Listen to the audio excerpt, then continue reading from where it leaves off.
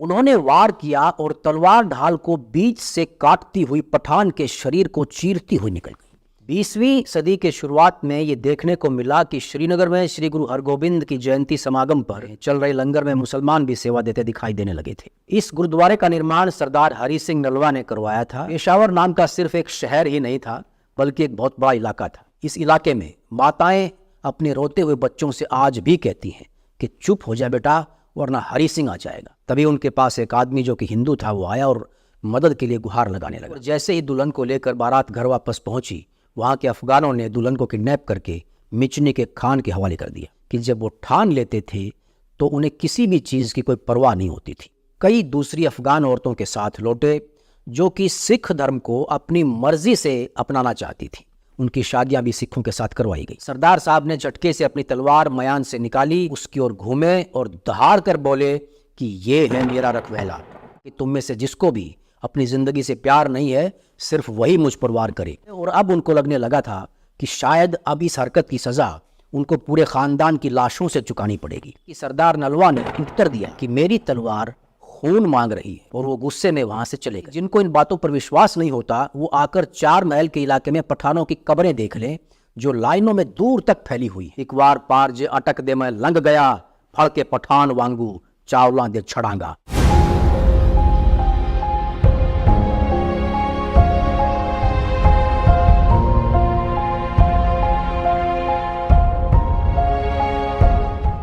रोहतास का किला जो कि आजकल पाकिस्तान में है, सन 1825 का दशहरे का दिन महाराजा रणजीत सिंह, सरदार हरि सिंह नलवा और कई दूसरे ओहदेदार वहां पर मौजूद थे। महाराजा सरदार नलवा की फौज का इंस्पेक्शन कर रहे थे। फौजियों ने उस दिन एक खास ड्रेस पहनी हुई थी जिसमें कमर के चारों तरफ जरीदार कमरबंद था। इस ड्रेस और उसमें तैयार सेना को देखकर महाराजा बहुत खुश दिखाई दे रहे थे। जैसे ही उस दिन इंस्पेक्शन खत्म हुआ, वहां से फौज अटक की तरफ रवाना हो गई। उससे अगला साल आधा ही बीता था कि महाराजा रणजीत सिंह ज्वाला जी की तीर्थ यात्रा पर जाते वक्त बीमार पड़ गए। उनकी हालत इतनी ख़राब हो गई थी कि दोस्ती के नाते अंग्रेज़ों ने ब्रिटिश सर्जन डॉक्टर मुर्रे को उनके इलाज के लिए भेजा। महाराजा की ख़राब सेहत की खबर जब फैली तो यूसुफजई कबीले के लोगों ने इसको हाजरों के ऊपर हमला करने के लिए एक अच्छा मौका समझा। हाजरों जो कि अटक किले के नॉर्थ की तरफ पड़ता है, उन्होंने वहां पहुंचकर ज्यादातर किला पहरेदारों को कत्ल कर दिया। शुक्र है कि सरदार हरि सिंह नलवा वहां वक्त रहते पहुंच गए और उन्होंने उस कस्बे और वहां के लोगों को बचा लिया। ये दिन बड़ा अच्छा था, वरना अंदाजा नहीं लगाया जा सकता था कि वहां पर जान माल का कितना नुकसान हो जाता। हाजरों के पुराने लोग आज भी कहावतों में उस दिन की घटना को याद करते हैं।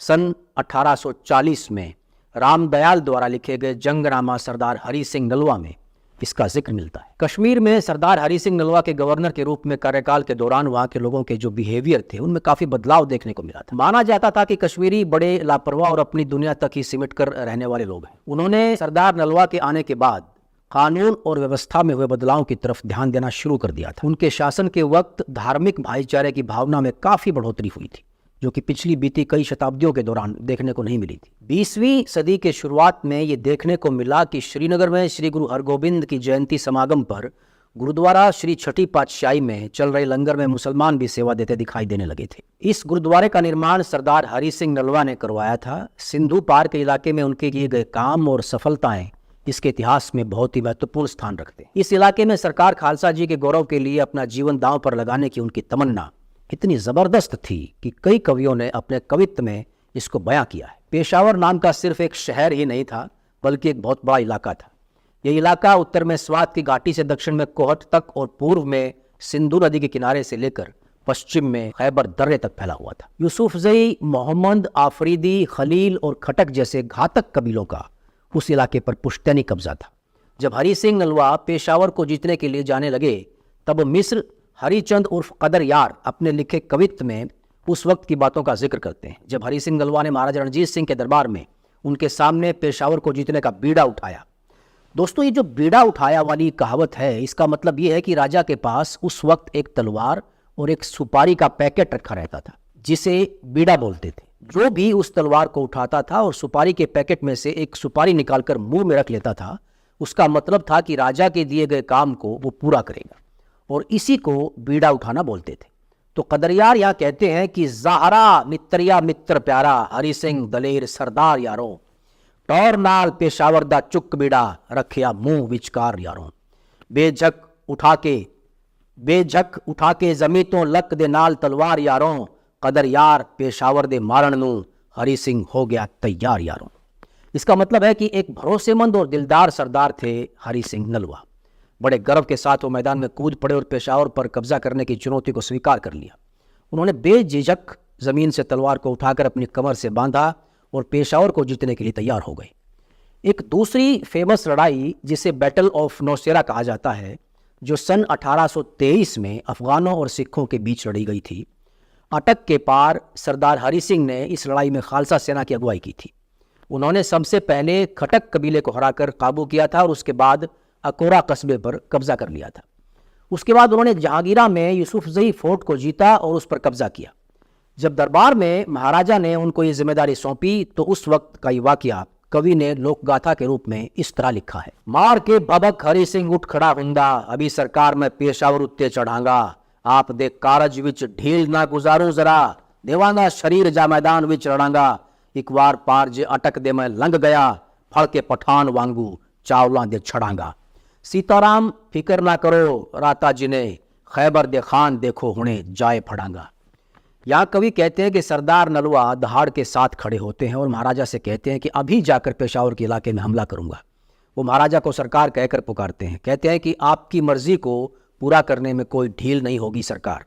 अपनी जान की परवाह किए बिना मैं जाऊंगा और लड़ूंगा, और जैसे ही अटक को पार करूंगा मैं पठानों को पकड़कर ऐसे पीस दूंगा जैसे धान को कूटकर चावल निकालते हैं। आप बिल्कुल भी चिंता मत करें, मैं खैबर के पठानों को पकड़ दूंगा। सिंधु नदी के पार उसी इलाके में एक जगह है मिचनी, जो कि काबुल नदी के नॉर्थ की तरफ पड़ती है। ये उस वक्त मोहम्मद कबीले का खास गढ़ था। सरदार हरी सिंह शिकार करने के लिए गए हुए थे। उनके साथ उस वक्त सिर्फ 100 के आसपास घुड़सवार थे। तभी उनके पास एक आदमी जो कि हिंदू था वो आया और मदद के लिए गुहार लगाने लगा। उस नौजवान ने अपनी दुख भरी कहानी सरदार हरी सिंह को सुनाई, जो इस तरह से थी कि उस नौजवान की नई नई शादी हुई थी और जैसे ही दुल्हन को लेकर बारात घर वापस पहुंची, वहां के अफगानों ने दुल्हन को किडनैप करके मिचनी के खान के हवाले कर दिया।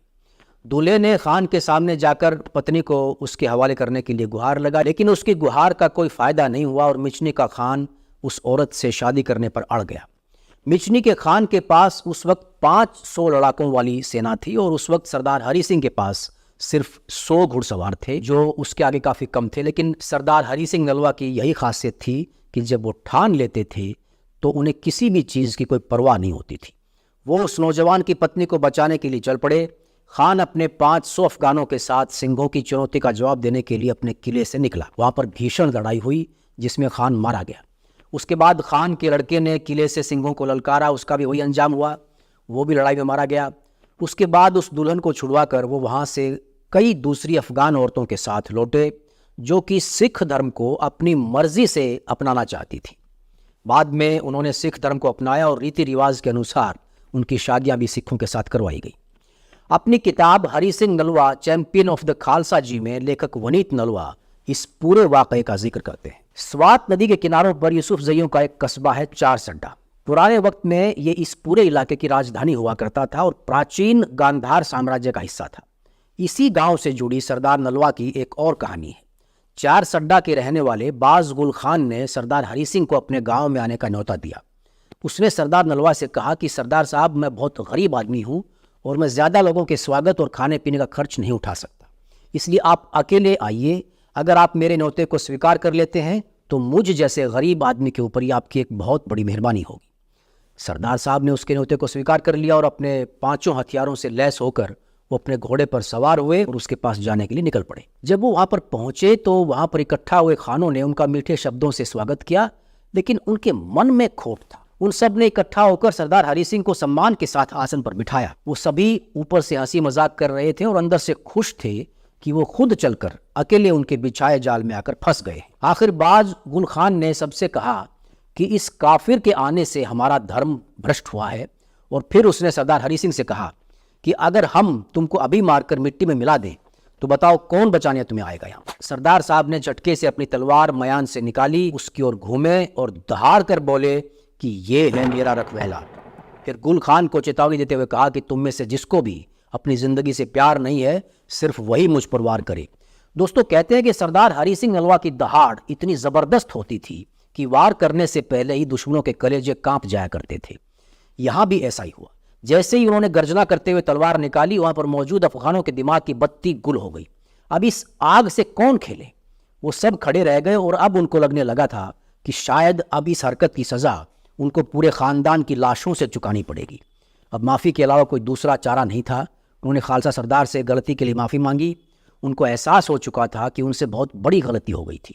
सीताराम अपने कवित्त में कहते हैं कि सरदार नलवा ने उत्तर दिया कि मेरी तलवार खून मांग रही है, और वो गुस्से में वहां से चले गए। कविता और कहावतों में सरदार हरि सिंह के अनगिनत किस्से हैं। सरदार नलवा के व्यक्तित्व और उनकी बहादुरी के किस्सों से कुछ बातें हम यहाँ आपके साथ साझा करते हैं।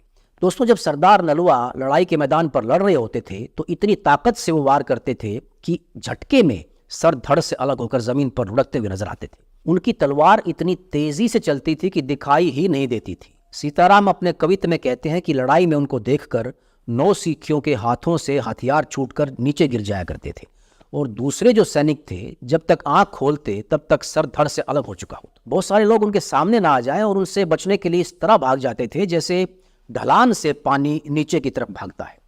जब उनके साथ लड़ाई में शामिल लोग अपना अनुभव बताते थे तो कहते थे कि एक बार उनकी तलवार चमकती हुई दिखाई देती थी और अगले ही पल शरीर के कटे हुए अंग जमीन पर बिखरे पड़े होते थे। अपने किस्सों में कवि और इतिहासकार कहते हैं कि जिनको इन बातों पर विश्वास नहीं होता वो आकर 4 महल के इलाके में पठानों की कब्रें देख लें जो लाइनों में दूर तक फैली हुई हैं और लड़ाइयों में उनके द्वारा किए गए दुश्मनों के कत्लेआम की गवाह हैं। डम्स्टेटर, जो कि एक फ्रेंच लेखक और इतिहासकार थे, वो सन 1886 में भारत आए और उन्होंने अफगानों के लोकप्रिय गीतों का एक कलेक्शन किया और फिर उनको ट्रांसलेट किया। उनके द्वारा लिखे गए लेखों में उन्होंने हरि सिंह नलवा का परिचय दिया है। वो कहते हैं कि हर साल हरि सिंह बहुत सारे बहादुर अकालियों के साथ यूसुफजइयों को ढूंढते हुए दुर्गम पहाड़ों के अंदर दूर तक उनकी छुपी हुई गुफाओं में उनसे टैक्स वसूल करने के लिए जाते थे। उनकी मौत के कई सालों के बाद भी इस इलाके में माताएं अपने रोते हुए बच्चों से आज भी कहती हैं कि चुप हो जाए बेटा वरना हरि सिंह आ जाएगा। और आज भी वहाँ पर बूढ़े बुजुर्ग उन जगहों को आपको दिखा देंगे जहाँ पर उस शेर योद्धा हरि सिंह ने उनका पीछा किया था और उन्होंने मुश्किल से अपनी जान बचाई थी। वो महान योद्धा 30 अप्रैल 1837 को जमरूद की लड़ाई को जीतने के बाद शहीद हो गया। एक दूसरे विदेशी लेखक ओलाफ कैरो लिखते हैं कि हरि सिंह उस इलाके में पहले सिख गवर्नर बने थे। उनको सिंध और हजारा के इलाके में एक बहादुर घुड़सवार सेनापति के तौर पर जाना जाता था। ये तेज सिख जनरल अब पेशावर और आसपास के इलाकों में घर घर में गूंजने वाला एक नाम बन गए थे। 20वीं शताब्दी की शुरुआत के दिनों में हरनाम सिंह ने एक किस्सा बयान किया जो इस महान जनरल के बारे में एक आफरीदी जो कि खैबर पख्तूनख्वा के रहने वाले थे उन्होंने उनको बताया था। वो कहते हैं कि एक दिन सरदार हरि सिंह नलवा जमरूद के किले के बाहर खड़े होकर कीकर के पेड़ से दातून तोड़कर अपने दांत साफ कर रहे थे कि नजदीक ही पड़ने वाले गांव जिसका नाम जम था, जिसके नाम पर वहां किले का नाम जमरूद का किला पड़ा, तो जम गांव का एक पठान अपनी पत्नी के साथ कहीं से आ रहा था। तो सरदार हरि सिंह नलवा के पास से जब वो गुजरा तो उसने सरदार साहब से कहा कि फिलहाल आप पठानों के इलाके में खड़े हैं और इतने निडर बनकर घूम रहे हैं आप यहाँ पर, क्या आपको डर नहीं लगता? आप क्या करेंगे अगर कोई आकर यहाँ पर आपका कत्ल कर दे? सरदार नलवा ने जो जवाब दिया वो सुनने लायक है और बताता है कि वो कितने स्पिरिचुअल और डाउन टू द अर्थ इंसान थे। उन्होंने कहा कि खान, हम गुरु गोविंद सिंह के सिख हैं और वो मुश्किल से मुश्किल और घोर संकट में हमारी मदद करते हैं। पठान बोला तो आओ मेरे साथ हैंड टू हैंड लड़ाई करेंगे, देखते हैं तुम्हारी बात में कितना दम है।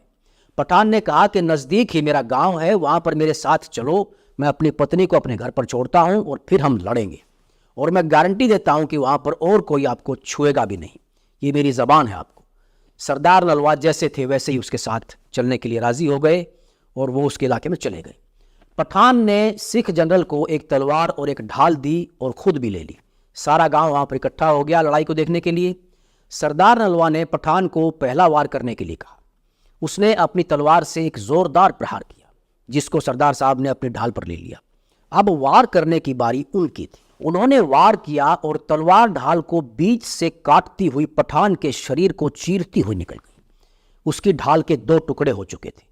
पठान जैसे ही जमीन पर गिरने लगा, सरदार साहब ने तेजी से आगे बढ़कर उसको अपने हाथों में थाम लिया।